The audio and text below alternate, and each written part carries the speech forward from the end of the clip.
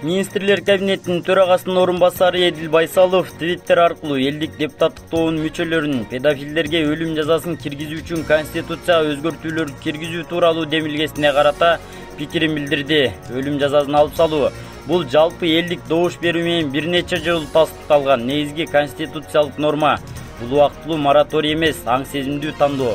Министрлер кабинети конституцияны мындай импульсивдүү демилгелерден активдүү коргойт деп жазган Байсалов. Эскерте кетсек, Конституциялык сот Жогорку Кеңештин элдик депутаттык тобунун Кыргыз Республикасынын конституциясына өзгөртүүлөрдү киргизүү жөнүндө мыйзам долбооруна корутунду берүү боюнча сунушун кароого кабыл алган. Депутаттар тобу конституцияга өзгөртүү киргизүүнү жана жаш жете элек балдардын жыныстык коопсуздугуна каршы кылмыштар үчүн өлүм жазасын киргизүүнү сунуштап жатышат. Министрлер кабинетинин төрагасы Акылбек Жапаров Чүй облусуна болгон жумуш сапарынын алкагында Ак Суу айылында Алтын Тулпар унаа курулуш жеңил унааларды жана коммерциялык техникаларды кураштыруу жана чыгаруу боюнча жаңы заводдун курулушуна капсула салуу салтанатына катышты. Куттуктоо сөзүндө Министрлер кабинетинин төрагасы бир тууган эки республиканын биримдигин чыңдоого зор салым кошкон эки мамлекеттин президенттерине ыраазычылык билдирди. Бүгүнкү күндө Кыргызстан менен Өзбекстан ортосундагы достук мамиле жаңы деңгээлге чыкты. Өз ара сапарлар жүргүзүлүп жатат. Бул биздин өлкөлөрүбүздүн ортосундагы көп кырдуу кызматташтыкты чыңдоо жана кеңейтүү боюнча макулдашуулар менен ырасталган. Мунун далили катары мына бүгүн жеңил унааларды жана коммерциялык техникаларды кураштыруу жана чыгаруу боюнча жаңы заводдун курулушуна капсула салынышы. Бул эки өлкө үчүн стратегиялык мааниге ээ долбоор, деди Акылбек Жапаров. Белгилей кетсек, заводду Кыргыз Республикасынын аймагында куруу боюнча макулдашуу Өзбекстан президенти Шавкат Мирзиёевдин 2023 жылдын январында Кыргызстанга болгон расмий сапарынын алкагына жетишилген.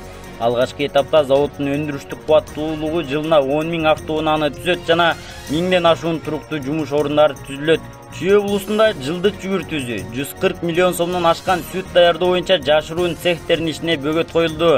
Бул тууралуу Кыргыз Республикасынын улуттук коопсуздук мамлекеттик комитетинен билдиришти. Маалыматка ылайык ыкчам издөө иш-чараларын уюштуруунун натыйжасында ошондой эле өлкөнү азык-түлүк менен камсыз кылуу, сүт даярдоо боюнча жашыруун цехтердин ишине бөгөт коюлду.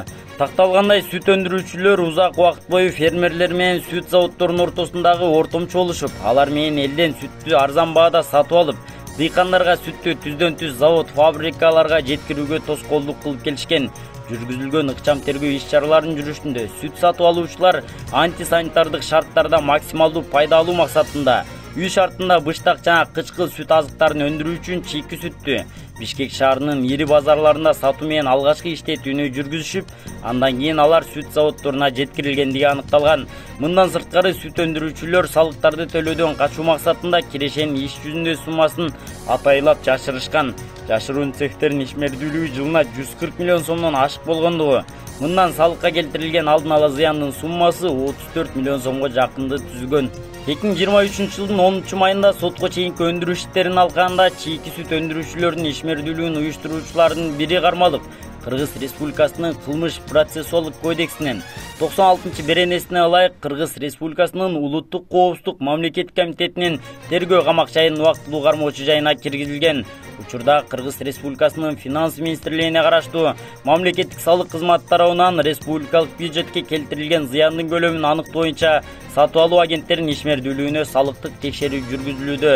Кыргыз Республикасынын улуттук коопсуздук мамлекеттик комитетинин Чүй облусу боюнча башкармалыгы тарабынан сүт азыктарын өндүрүүчү ири ишкерлердин жана бул мыйзамсыз ишке тиешеси бар адамдардын катыштыгы бар адамдарды аныктоо боюнча кошумча ыкчам издөө тергөө иш-чаралары жүргүзүлүп жатат. Министрлер кабинетинин төрагасы Акылбек Жапаров Чүй облусуна болгон жумуш сапарынын алкагында Сокулук районунда муниципалдык жаңы мал базарды куруу долбоору менен таанышты. Долбоорго ылайык жалпы аянты 8 гектарды ээлеген мал базарынын ичине санитардык жана ветеринардык өтмөк кирет. Малдарды түшүрүү жана жүктөө үчүн эстакада, 700 унаа үчүн унаа токтотуучу жай, ошондой эле 700гө жакын бодомал жана мындан тышкары майда малдар батат. Министрлер кабинетинин башчысы мал базардын курулушун тездетүүнү тапшырды. Бул үчүн жергиликтүү бийлик тарабынан керектүү жардам жана колдоо көрсөтүлөөрүн белгиледи. Белгилей кетсек, буга чейин Министрлер кабинетинин башчысы өлкөнүн бардык мал базарларында тартипти калыбына келтирүү боюнча тапшырмаларды берген. Андан ары Министрлер кабинетинин башчысы Сокулук районундагы Тяньшань керамик кафель чыгаруучу заводуна барды. Ишкана учурда өзүнүн продукциясын Россия Федерациясына жана Казакстан Республикасына экспорттойт. жана мында 350ден ашуун адам эмгектенет. Министрлер кабинетинин башчысы мындай ишканалар аймактын өнүгүүсүнүн локомотиви экенин белгиледи. Биз такай салык төлөгөн жана облустун калкын жумуш менен камсыздалган ишканаларды өнүктүрүүгө көмөктөшүшүбүз керек.